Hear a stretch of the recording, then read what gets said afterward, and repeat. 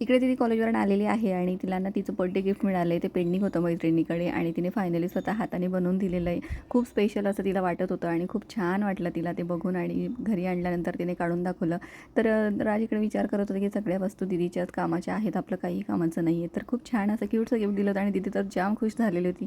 त्यानंतर यांनी ना आम्हाला संध्याकाळी मस्त असं सरप्राईज प्लॅन केलं होतं आणि आम्हाला कॉल केला की तुम्ही सगळेजण रेडी व्हा आणि आपल्याला जायचं कुठेतरी बाहेर. तर म्हटलं कुठेतरी फिरायला वगैरे घेऊन जात असणार, पण नाही. फायनली आम्ही गेलो आहे बाहेर आणि कुठे गेलो ते तुम्हाला सांगतेच पुढे. आम्हाला ते जेवणासाठी बाहेर घेऊन गेले होते. ते म्हटले चला आपण मस्त आज बाहेर जेवण करूया, काही दगदग नाही काही नाही, आज काही घरी स्वयंपाक करायचा नाही. म्हटलं सर चला.